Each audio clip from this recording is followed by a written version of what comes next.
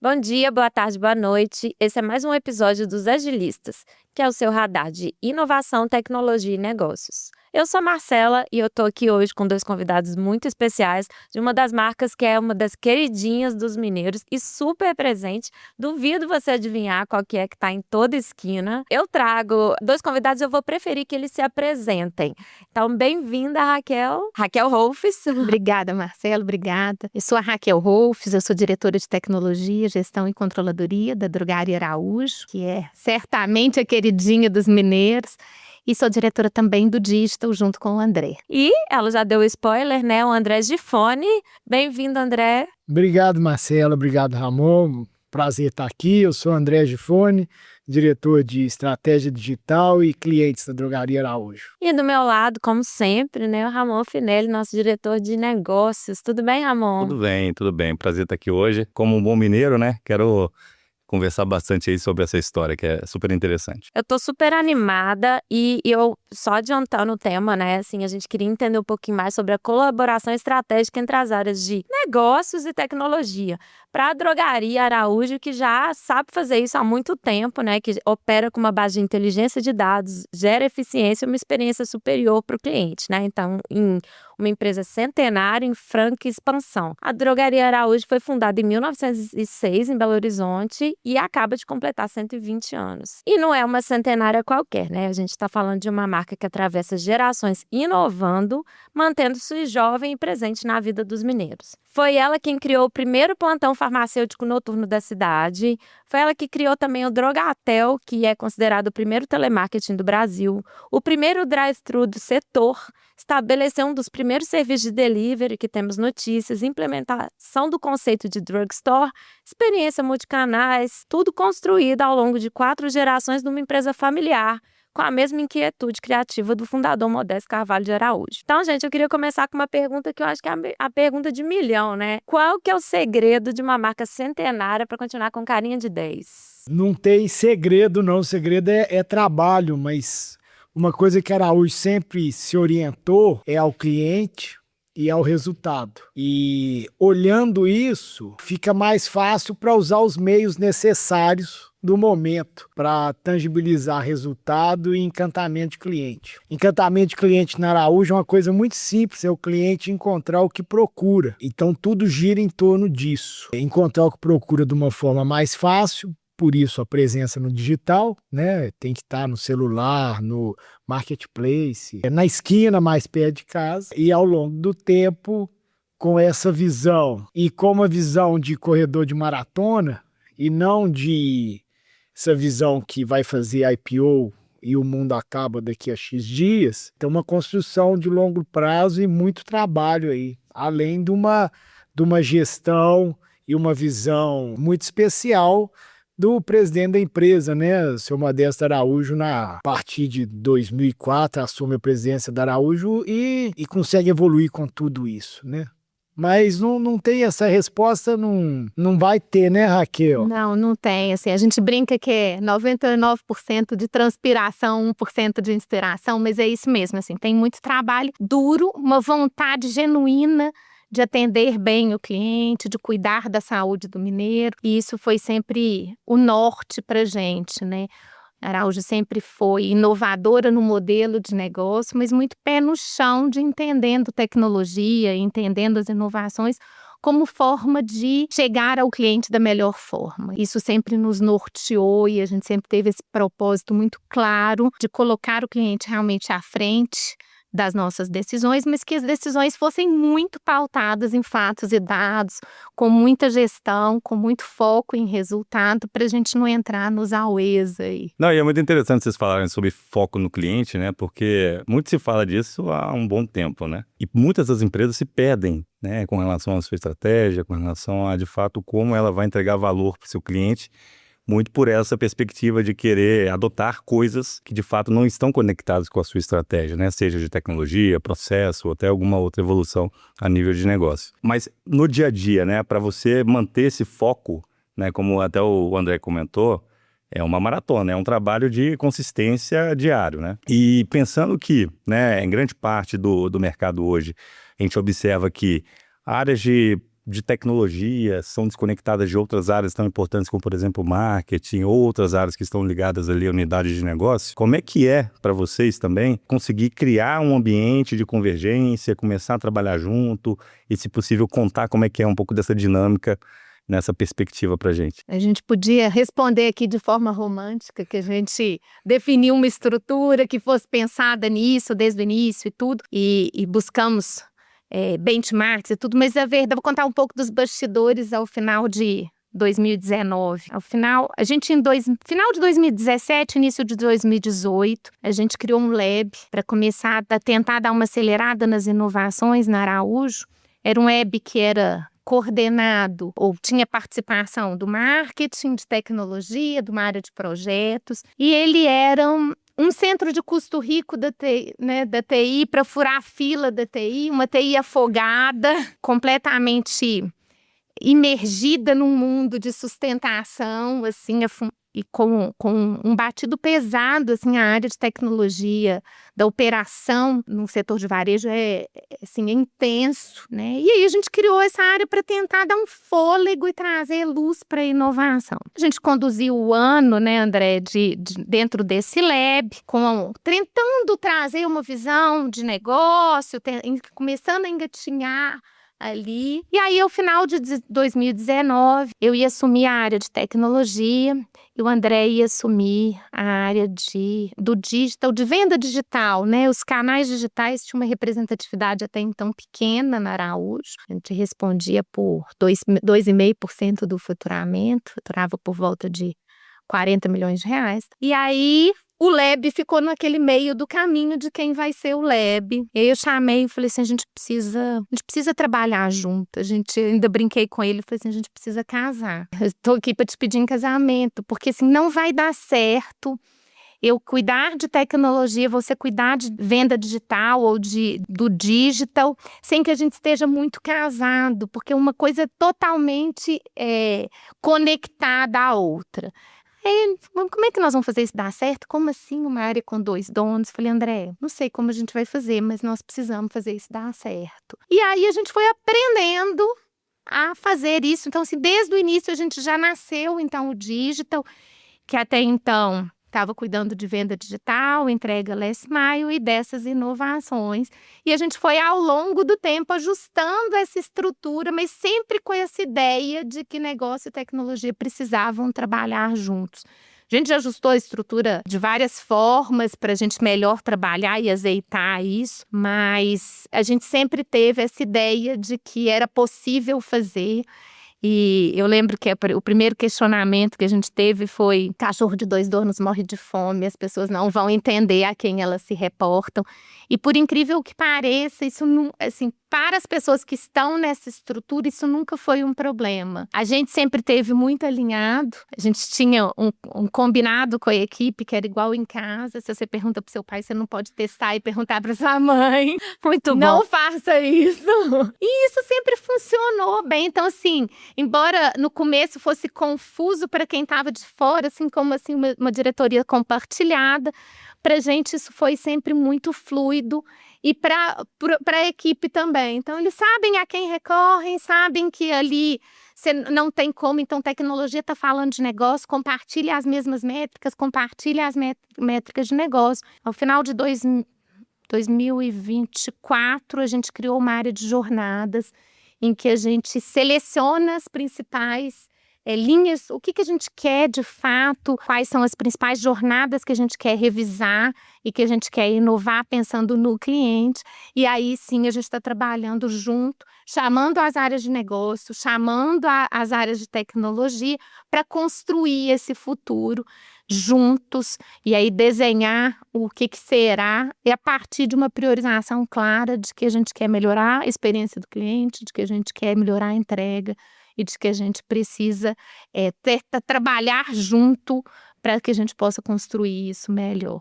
Então, essa é a história nossa. Então, hoje, o André cuida do marketing, eu cuido de algumas áreas de controladoria, gestão e a parte de operação de TI, mas juntos a gente lidera aí o digital, que é a venda digital, a inovação e a entrega last mile. A gente está falando aí, você citou 2019, né? Já se passaram 7 anos, que são 70 praticamente, né? Na nossa percepção, né? Como é que é olhar para trás agora e ver todas essas tentativas, essas flexibilizações que vocês foram fazendo, essas negociações, assim, que dicas vocês dariam para quem está nesse ponto de preciso unificar as áreas, preciso ter um olhar mais direcionado? Eu acho que se eu pudesse concentrar em 3, tenha muita resiliência, porque você vai cair, você tem que levantar, você vai encontrar várias pedras no caminho, então a resiliência é fundamental. A segunda é foco.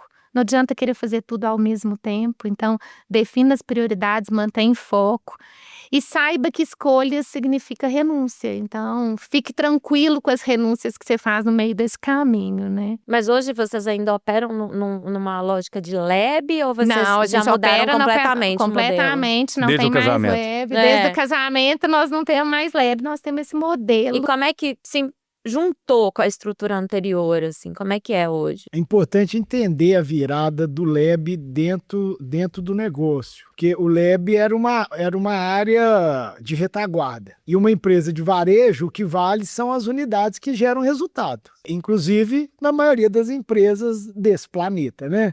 Então ele não poderia ser um apêndice por criar, ele tinha que estar diretamente ligado ao core do business. Teve um primeiro momento que estava ligado a construir esses canais digitais e teve o segundo momento que a Raquel falou assim, em 2024 chegamos numa visão de jornada. Então hoje o que se faz é feito pensando no cliente lá na loja até o cliente lá no WhatsApp. Isso é a grande construção. E o que tem de orgânico e de muito sucesso nessa construção é essa orientação ao core do que gera valor para o negócio e que desde o início esse modelo que negócio teria um papel de liderar os OQs à luz da posição estratégica do cliente, porque se for só do cliente, se a posição estratégica, você começa a vender carro dentro da farmácia porque você tem tráfego. E é uma brincadeira, mas assim, quantos negócios Se perdem nisso. se perdem nisso? Porque nunca foi uma questão de ter tecnologia para fazer um monte de coisa. Podia vender carro dentro da farmácia com um catálogo, com a folha de papel, não tem problema nenhum. Mas a questão é que posição estratégica que você quer e onde que você quer resolver o cliente. Então, isso sempre teve muito claro, inclusive isso é um grande segredo da Araújo, desde os primórdios. Alinhado isso ao entendimento que você tem um papel que alguém tem uma visão de negócio e você tem um papel que alguém tem uma visão de como fazer isso de tecnologia, essa estrutura era igual em qualquer nível de time. Desculpa.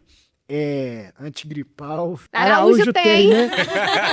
Vou passar na Araújo. Mas esse raciocínio vai ter uma área com 2 diretores. Cara, qualquer time tem uma pessoa de tanto negócio, uma pessoa de tanta tecnologia. Agora, cada um no seu papel, né? E esse papel era muito claro. Então, esses movimentos foram acontecendo de uma forma que, pelo menos para o modelo da Araújo, para a forma que a Araújo sempre fez a gestão, casou muito bem, assim. Claro que com altos e baixos, claro com aprendizado, claro que nós vemos várias mudanças, assim. Uma coisa, só um parêntese, Marcelo, que pra gente foi muito engraçado, porque assim, pra gente foi um modelo inicial que foi inovador, né? Assim, que a gente construiu da nossa cabeça inicialmente essa diretoria compartilhada, meio sem saber se ia dar certo, mas com muita vontade de que desse e com muita certeza de que fazia sentido.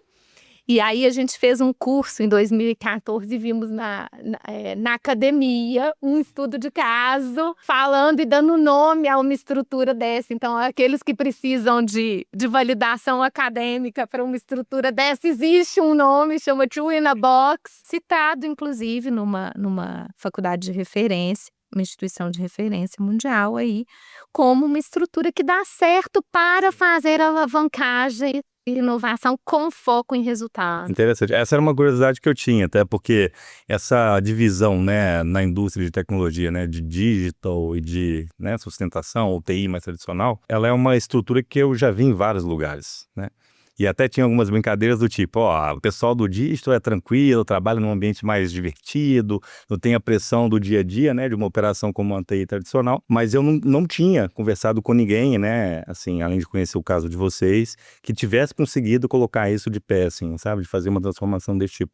Não sei se a Marcela já tinha visto algo nesse sentido, mas para mim é a primeira vez que eu vejo uma... Não, eu acho que essa justamente a curiosidade que a gente tinha e que a gente quis trazer vocês dois, que é justamente qual que é a receita disso, né?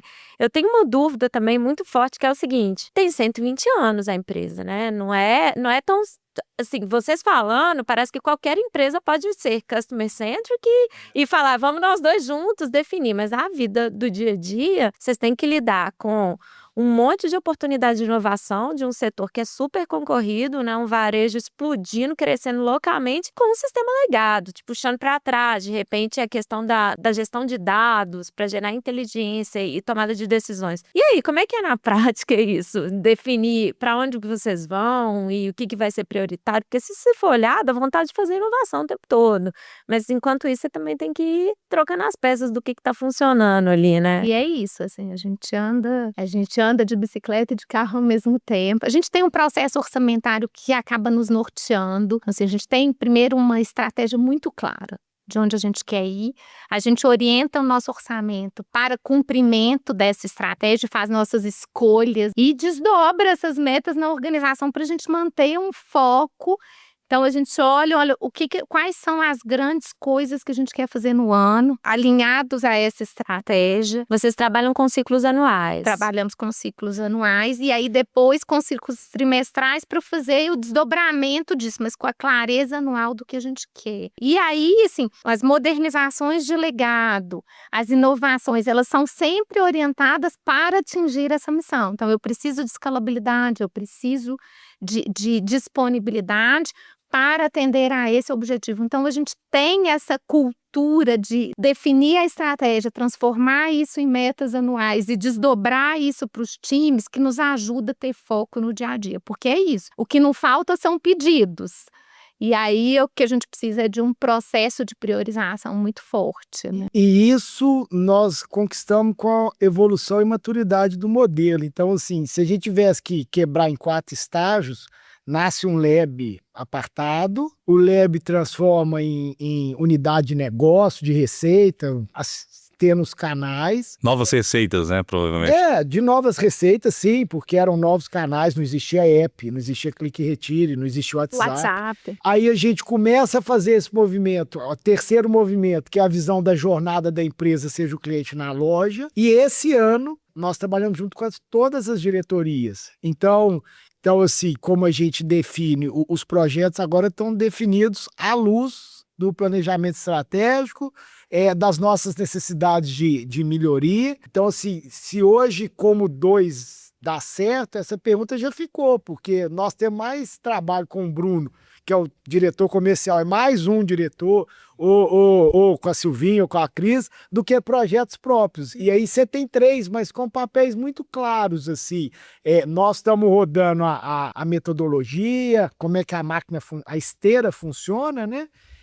E o diretor daquela área que tem um projeto com a gente, ele é o sponsor dele, assim como a pessoa da equipe dele é o dono do projeto. A gente tem construído, porque a exigência para os times de negócio é muito grande, né? Eles já tinham a missão de conjugar o operar e bater meta com o transformar. E ele agora opera, bate meta, transforma junto com o time de tecnologia e não tem outra receita, porque não dá para avançar sem inovação e também sem cuidar da rotina. E esse foco, ele vale também para o time de operação, que tem o desafio de manter a operação funcionando, e às vezes você tem 2 coisas em paralelo. Você tem um time modernizando e focando numa jornada. Exemplo, a gente está agora revisando toda a jornada de compra de PBM, que é aquele medicamento que você tem o desconto do laboratório. Mas você tem, enquanto eu estou aqui pensando em como melhorar e que eu preciso, sim, pensar em modernização de tecnologia, mudar alguns sistemas e tudo, eu tenho um sistema legado que precisa funcionar, né? Então, essas coisas vão começando a conviver em paralelo.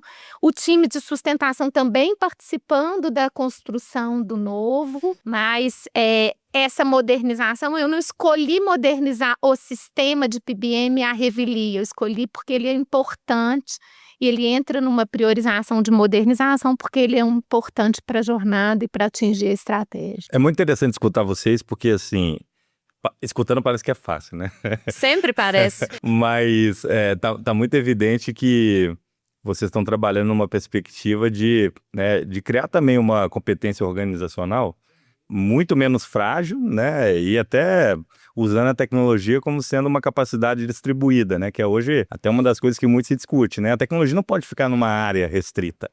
Ela tem que estar, disponível, obviamente, com governança, né, com seus guarda-reios ali, mas dentro das áreas de negócio, porque é dali que vai sair grande parte da inovação, né? E o papel de inovação é de toda a organização, não é de uma área específica, né? Não é de uma pessoa, de uma posição. É interessante porque vocês estão fazendo isso na prática, né? E é uma das grandes dificuldades que a gente E nós percebe no estamos mercado. fazendo isso agora com os desafios de IA, assim. Como é que a gente faz? A gente tem, assim, algumas prioridades, né? A primeira delas era criar A gente sempre foi muito avançado em dados, na organização dos dados. Então, nós terminamos isso nós temos um ambiente hoje todo em nuvem, acessível, seguro, que todo mundo possa usar e consumir. E os dados muito bem estruturados Para todas as áreas de negócio. para tudo. E elas já usam muito. Pela visão de uma empresa voltada a resultado, elas já usam muito. O dado é importante para manter essa orientação, né? Então, assim, o capim tá lá, assim, a base tá lá, né? A segunda coisa é que como é que a gente avançava tecnicamente em com arquitetura de agente, com projetos mais sofisticados, modelos avançados e por aí vai, mas também permitir empoderar as áreas todas, assim. Porque não pode, o desafio que nós estamos falando de criar habilidade, né? E é uma competência de sobrevivência para os próximos anos. O desafio não é ter o projeto mais bonitinho no final do ano. O desafio é ter projetos que geram valor para a empresa, para o cliente, mas que a gente consiga fazer a organização e os principais líderes de negócio e tecnologia, porque a tecnologia está usando para o dia a dia, para usar IA no dia a dia. Então, assim, a gente está conciliando essas três coisas. Na área de dados, a gente está com 3 iniciativas, 3 grandes blocos. Um é de construção, então, dessa arquitetura necessária para que a gente possa alavancar a IA. E aí é uma competência técnica mesmo, de construção, de fundação. A segunda é aquilo que precisa muito de ciência de dados. Então, a gente está priorizando alguns projetos em que a gente acha que geram mais valor para o negócio, mas que precisam mais de ciência de dados mesmo. E a gente está desenvolvendo isso de forma centralizada com a área de ciência, com a área de ciência de dados, com a área de IA. Mas, em paralelo, a gente está desenvolvendo muito esse terceiro bloco, que é empoderar as áreas e fazer um letramento das áreas para que elas possam ser usuárias de IA, para que elas possam montar alguns agentes, inclusive, fazendo integrações, claro, com muita governança. Isso para ir para a produção passa de novo pelo crivo da equipe de IA, mas a gente está tentando fazer isso cada vez mais, fazer um processo mesmo de acelerar esse processo de aprendizado e fazer o letramento de todas as áreas, inclusive dos diretores, para conseguirem entender, para poderem fazer IA, conseguirem compreender o que dá para fazer com IA e o que não dá, porque também não pode entrar na sedução de que tudo vai ser feito por IA e que todos os problemas vão ser resolvidos em questão de semanas, né? Mas a gente tem trabalhado forte nessa questão de cada vez mais trazer a tecnologia para a ponta, trazer o papel de inovação para todo mundo. Interessante. Tem uma coisa que eu sempre escuto muito quando a gente fala de IA, é que muitas organizações ainda têm uma dificuldade grande de provar o retorno do investimento. E como vocês são uma empresa muito estruturada, né, com relação a essa estratégia, com relação, né, ao direcionamento, como é que vocês estão conseguindo, né, dar uma liberdade, né? Porque de certa forma a gente está falando de uma ciência e entender que uma hipótese ela pode não se provar, isso é um ganho, do mesmo tempo de como priorizar algumas soluções de IA que de fato estão conectadas com essa estratégia. Se puderem contar um pouquinho de como vocês fazem isso hoje, eu acho que é interessante porque grande parte das pessoas que a gente conversa no mundo de tecnologia estão com essa dificuldade, sabe? Eu posso adiantar dois pontos que eu acho importantes. Primeiro é a definição dos indicadores, né? Esse ano, por exemplo, nós criamos um indicador que nós vamos ter um investimento em IA e nós temos que pagar isso com o valor gerado pelos projetos. Então, isso já ajuda o time a priorizar, a direcionar, porque as demandas são infinitas. Já é um incentivo muito claro, né? Já é. E assim, num primeiro momento, a empresa querer pagar a conta, eu acho que é mais do que paternal isso aí. Bom, essa construção de indicador é inclusive uma razão de sucesso até do modelo nosso, assim. Porque, no final das contas, a união da tecnologia e negócio, eles estarem olhando para os mesmos indicadores. E esses indicadores, a Raquel vem da escola da Falcone, Araújo eu tenho 25 anos de Araújo, 20 anos nós estamos com a Falcone lá dentro, até mais um pouco, mas achar o equilíbrio para direcionar o negócio, para direcionar a tecnologia e gerar valor para a empresa e para o cliente. Eu acho que essa maturidade nisso, esse é um elo de união importante do modelo e do sucesso para dar a autonomia também para os times, que é fundamental, mas com responsabilidade e com compromisso, né? Isso é um ponto importante lá do nosso modelo. Se eu entendi bem, é como se você já tem uma consistência muito grande nessa orientação por indicadores de negócio. Já faz muito parte da cultura de vocês. Então, por mais que a IA seja hoje um grande, né, fuzuê, né, no dia a dia de todo mundo, vocês não perderam as convicções e essa visão de vocês de a IA é um tema importante e ainda assim a gente vai seguir e orientar os nossos indicadores. Processos, né, amor? A gente, não só os indicadores, por exemplo, a gente tem uma esteira de desenvolvimento de projeto. Cada vez mais gastando tempo em planejamento antes de sair fazendo. Eu sou bem mais ansioso que a Raquel, mas a pegadinha do ágil de sair fazendo, não do método, mas das pessoas usarem o discurso de sair fazendo e vai, isso não funcionou pra gente, assim. Não. Funcionou nos primeiros momentos, que a gente podia ir consertando ali os problemas, mas quando a gente vai crescendo os projetos, não funcionou. Então, nascer certo. E aí, nessa esteira de planejamento, nós agora acoplamos uma parte que é de análise e viabilidade de IA. Tem coisa que faz sentido, tem coisa que não faz sentido nenhum. O que determina se faz sentido ou não? É o custo para colocar e o retorno. E a possibilidade de escalar também, né? E isso é uma coisa, isso pra gente é realmente uma verdade. Gente. A gente não faz gestão alvo ao tiro. Assim, a gente não faz projeto para ver aonde vai dar. A gente sabe aonde a gente quer chegar e a gente faz projeto para chegar lá. E isso é um modelo mental que nos ajuda a manter o foco e nos ajuda a priorizar. Então, os projetos de IA são priorizados. A gente tem uma grande meta que é: não vamos fazer IA por fazer. Nós não estamos fazendo IA. Definitivamente, a gente não tem agentes para a gente falar que a gente tem. A gente não usa IA só para falar que a gente é moderno. A gente usa para resolver algum problema. Então, a gente tem uma clareza de quais são os problemas que a gente quer resolver, quanto isso vai trazer de valor. E a gente tem uma grande meta que a gente tem que... O que a gente vai investir tem que se pagar. E a gente tem também a transparência para falar o seguinte: existe nessas 3 linhas de atuação que a gente está fazendo. E a fundação é fundação. Eu vou gastar X e eu não vou ter retorno nesse momento, porque eu estou construindo aqui bases. Então, a gente também tem essa transparência de falar assim, ó, esse investimento vai se pagar, esse aqui vai se pagar, esse aqui não vai se pagar, porque ele é fundação. Isso a Raquel tocou num ponto muito importante, assim. A gente não tenta esconder isso. Não pode. Estruturante é investimento da empresa, vai investir tanto. Qual é o retorno? Não tem como medir e nós estamos em paz com isso. Agora, sem isso, não é possível avançar. Agora, à medida em que a gente vai fazendo os projetos de negócio, aí sim, a gente já nasce, todo projeto nosso nasce com meta. Mas me parece assim, ouvindo ouvindo o caso de vocês, me parece uma estrutura realmente organizacional muito madura, né? Muito consistente no sentido de que vocês sabem exatamente qual que é o propósito e as tomadas de decisão, elas são pensadas, amadurecidas e coordenadas de acordo com o propósito, né? 7 anos depois, né, Marcelo? Que equivalem a 70 e que não tá pronta. E que vai estar sempre, tá sempre em evolução, Não, mas eu digo até né?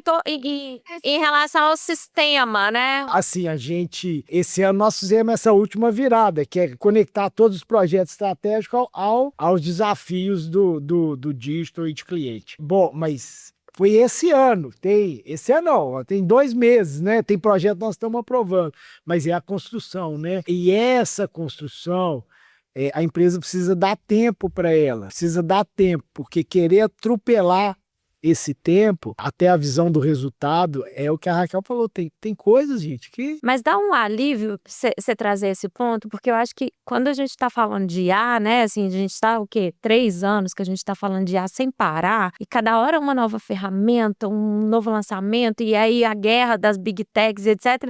E aí tá todo mundo falando como se fosse muito simples. Eficiência, reduzir pessoas e etc. E eu acho que a gente também tem que voltar um pouquinho do que a gente está falando sobre uma estruturação, sobre Nós estamos falando gente, de mudar sobre modelo mental. sobre saber gerir a tecnologia, né? E aí eu queria até trazer um pouquinho para uma próxima pergunta, porque eu sei que o André visitou a China, né, para conhecer um pouquinho do que é feito lá. Sei que você também foi para a Índia. Eu queria que vocês trouxessem um pouquinho o que vocês viram nessas viagens e como não se encantar com o que está posto e trazer para dentro da nossa realidade, né, da realidade da empresa de vocês, assim, queria... Até colocando uma pimentinha em cima do que o Marcelo está falando, né? A gente escuta muito aqui social commerce, retail media. Provavelmente vocês viram inovações e se buscaram inspirações também, além do que a gente já está discutindo aqui no Brasil. Se puderem compartilhar também, eu acho que seria bem interessante. Raquel fez sucesso lá na Índia, depois ela vai contar pra gente. Pra mim, a grande lição da China, que a China... O modelo de execução e de rotina e de menos glamour e mais trabalho é uma lição importante para esse mundo de inovação e tecnologia. Eu acho que o avanço deles é da disciplina, é dessa cultura que não é perfeita, né? Não estou defendendo só o militarismo, assim, né? Mas tem uma parte importante de execução que é uma lição, assim. E de uma execução em busca de algo grande. Um propósito grande, algo grande. Então, acho que essa é, para mim, a grande lição da China. Eu fui para a Índia com uma missão da Abrafarma, né? Eles, cada ano escolhem um país para ver os avanços e o que tem de diferente no varejo e tudo. Na Índia foi uma experiência bem inusitada, mas o que chamou atenção na Índia, 2 coisas. Uma é o quanto o sistema de saúde deles é integrado de fato, né? Então, eles têm as plataformas em que você tem a consulta digital,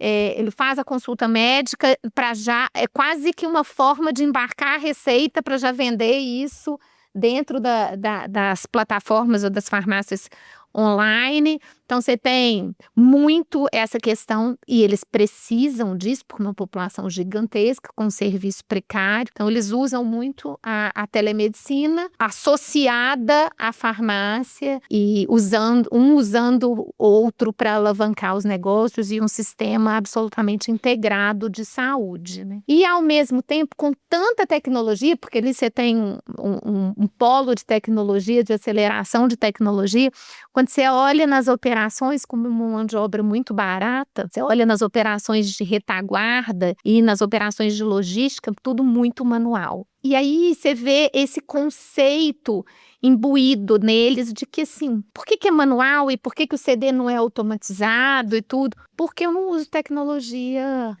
sem gerar valor, né? Então, assim, se eu tenho uma mão de obra barata, se eu tenho um CD que está funcionando, eu vou fazer o básico bem feito, eu vou fazer o simples e está atendendo. Então, ali tem uma lição de uso de tecnologia para aquilo que gera valor, para aquilo voltado para o cliente, mas e para aquilo que não gere, que for mais barato fazer manual, eu vou conviver bem com isso e tá tudo bem. Que é uma lição legal da IA mesmo, né? Exato, também. Gente, a gente tá chegando no fim, eu já tô querendo quase agendar o próximo episódio, porque eu acho que tem muito mais coisa pra gente saber e ouvir de vocês, assim, vocês têm uma experiência muito legal e realmente são 7 anos que parecem 70, né? Então eu espero que vocês não demorem tanto pra voltar. A gente usualmente pede uma indicação de um conteúdo que seja relevante para os nossos ouvintes. Vocês topam? Topamos? Vamos lá. Eu acho que Davos esse ano levou todo mundo de tecnologia e o que vai transformar o mundo e nossas vidas. E tem um mix que eu gostei muito. Assisti a fala do Yuri, do Sapiens, esqueci o sobrenome dele, mas ele é o autor do Sapiens, que ele traz uma perspectiva social sobre a IA, uma provocação importante, assim, bem importante. Ele chama a IA, ele faz um paradoxo como se fosse com os imigrantes. E se você vai deixar os imigrantes entrar na sua casa e tudo, sem zero preconceito, mas assim, muito importante escutar. Nessa esteira tem o Elon Musk traz uma visão que qualquer gestor é obrigatório a ter, que todo problema tem solução. E se ele não tiver a solução, não precisa do gestor, tem que arrumar ou um conhecimento que resolva ele ou um gestor que traga esse conhecimento, porque essa provocação dele de não parar é muito importante. Então ele tem que ser visto por esses olhos. E terminando com o fundador da NVIDIA, o Jensen, quem está nesse mundo quem está em qualquer mundo de negócio tem que ter um entendimento novo das perspectivas de IA, não só como esse modelo à parte, mas como isso vai ser uma nova plataforma para tudo. Então, esse é o mix de Davos aí que eu sugiro e ainda é gratuito. Indo nessa linha, o Jensen tem um livro aí, né, do fundador da NVIDIA, que eu esqueci o nome. A Máquina que Pensa, que é super boa, que fala um pouco, e que desmistifica um pouco essa questão de todo mundo vai perder o emprego e tal. Não, gente, a gente só vai mudar, né, assim, a forma e vai nos exigir habilidades diferentes, mas para de ser tão pessimista, né? Mas eu acho que qualquer livro que também nos ajude a focar, assim, sabe? Assim, esses dias a gente tem uns treinamentos de liderança que tem um pouco de viés de filosofia lá na Araújo. Esses dias deram pra gente ler um livro que chama A Única Coisa, mas que é um pouco do conceito de foco, de prioridade, porque assim, nós estamos num mundo de excessos, né? E a gente tem que ter a maturidade de priorizar, de focar e de conviver em paz com as renúncias.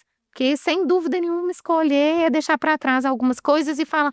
Porque, assim, o dia é fácil falar de foco, é fácil falar de prioridade, mas no dia a dia a gente é levado a desfocar o tempo inteiro. Porque, assim, mas isso aqui está acontecendo, isso aqui tem problema, isso aqui.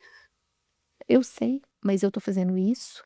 Depois eu faço isso, porque isso aqui é mais importante. Não tem jeito de fazer as duas coisas ao mesmo tempo. Se a gente não tiver isso, essa resiliência, essa tranquilidade na alma de falar esses nãos, então de focar e tudo, eu acho que essas armadilhas podem nos levar para o buraco. Então, esse é um dos livros que fala sobre foco, mas tem milhões de outros aí, de buscar ter um modelo mental que seja estruturado, que nos ajude a ter foco e tudo. Eu acho que as sugestões organizacionais, elas são muito parecidas com as sugestões individuais, né? Da gente conseguir olhar para dentro, sem respirar, dúvidas, acalmar um pouco o coração, ter foco, meditar, calma, né? Calma. Enxergar de longe as questões, né? E não significa ser apático, não significa nada disso, é só ter autoconhecimento, né? E tem uma parte importante também, assim, porque tem a cultura da empresa e as lideranças, a diretoria da empresa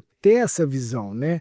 Então tem uma parte nossa que é de como harmonizar todos esses desafios, o modo operante da empresa, e isso nunca pode ser subjugado, mas à disposição. Então, assim, eu acho que a gente encontrou um equilíbrio entre as principais forças da Araújo, desde o foco, a gestão, o resultado, o ser simples, o cliente, né? o ser simples, e unificar isso, porque a empresa tem uma cultura, a empresa tem um modelo, e não adianta a gente colocar o modelo teórico de fora para dentro de qualquer organização, né? Então, assim, eu para terminar aqui, eu lembro no começo dos nossos... A Raquel muito voltada a método, eu me tornei, mas assim, Aqui tem modelo que serve para borracharia. Nós não somos uma borracharia, nem a fábrica da Toyota.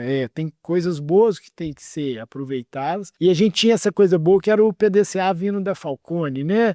Vindo do professor Falcone, vindo do projeto. Como é que a gente costurou isso junto à cultura, à história, onde a empresa quer chegar, assim, acho que esse é o conseguir fazer essa mixologia e a empresa permitir isso, porque não é qualquer lugar que você vai falar assim, isso aqui não dá resultado, mas tem que fazer, então vamos fazer. Acho que é tipo um casamento, não tem segredo, né? É isso aí, a gente vai aprendendo. Casal vai descobrir seu caminho, né? E tem uma mensagem muito clara também da cultura também, né? Que é de não abandone as suas convicções, né? Se é isso, né, que você tem de melhor, né, de clareza, não abandone isso por qualquer outra distração, outro movimento externo que exista, né? E essa é uma mensagem legal, porque a grama do vizinho é sempre mais verde. Se o outro tá fazendo e começou a dar certo, por que eu não vou fazer, né? Não seduza com isso. Exatamente. Gente, eu quero agradecer demais, foi ótimo. Sejam sempre bem-vindos. Muito Obrigada, obrigado. Marcelo. Obrigado, Obrigada, Ramon. Foi um prazer. E para você, nossos ouvintes, acompanhe a gente na sua plataforma de streaming preferida.